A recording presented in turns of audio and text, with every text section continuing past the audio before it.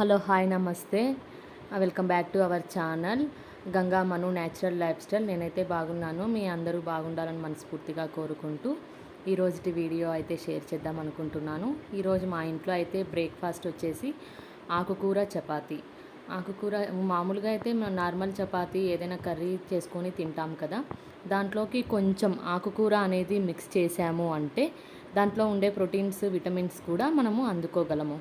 నేనైతే ఈరోజు పాలకూర వేసి చపాతీ చేసుకొని దానిలోకి కాంబినేషన్గా క్యారెట్ ఫ్రై అయితే చేసుకున్నాము. ఈరోజైతే నేనైతే వీడియోలో కనిపించట్లేదు, మా అమ్మ అయితే బ్రేక్ఫాస్ట్ చేశారు ఈరోజు.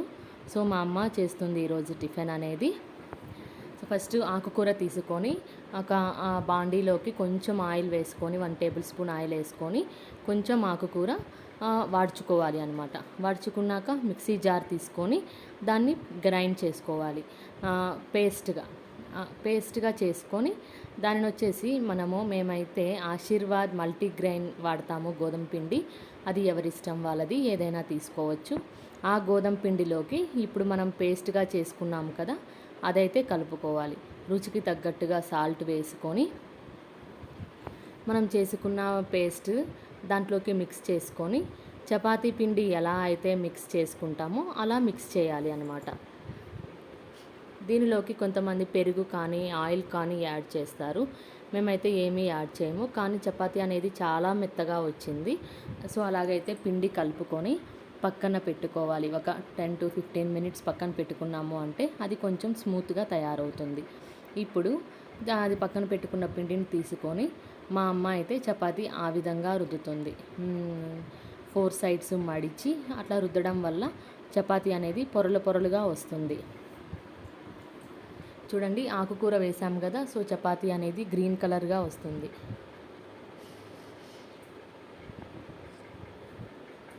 అలా వేసుకున్నాక పెనం మీద పెట్టుకొని కాల్చుకోవాలి. చపాతీ చేసే విధానం అందరికీ తెలుసు అనుకుంటా, సో నేనైతే అంత పూర్తిగా వివరంగా చెప్పదలుచుకోలేదు. ఇప్పుడైతే క్యారెట్ తీసుకొని తురుముకొని పక్కన పెట్టుకొని దానిలోకి పెనం ఒక బాండీ పెట్టుకొని 3 టేబుల్ స్పూన్స్ ఆయిల్ వేసుకొని దానిలోకి కొంచెం ఆవాలు, జీలకర్ర, ఆనియన్స్, కరివేపాకు అన్నీ వేసుకొని మగ్గనివ్వాలి. మగ్గనిచ్చిన తర్వాత క్యారెట్ వేసుకొని బాగా మగ్గిన తర్వాత కొంచెం సాల్ట్, దానిలోకి కొంచెం కారం యాడ్ చేసుకోవాలి. కావాలనుకున్న వాళ్ళు గరం మసాలా, ధనియాల పౌడర్ అన్నీ వేసుకోవచ్చు. కానీ క్యారెట్ అనేది హెల్దీ ప్రోటీన్ ఫుడ్ కాబట్టి మనము ఆ గరం మసాలా, ధనియాల పొడి అవన్నీ యాడ్ చేయడం వల్ల మసాలా అయిపోతుంది.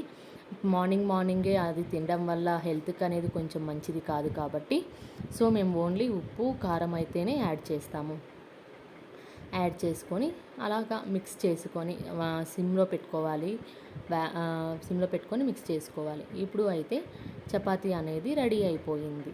గ్రీన్ కలర్ పాలకూర చపాతీ కాంబినేషన్గా క్యారెట్ ఫ్రై. ఈ వీడియో మీకు నచ్చినట్లయితే please subscribe to my channel and share and like. Thank you so much friends.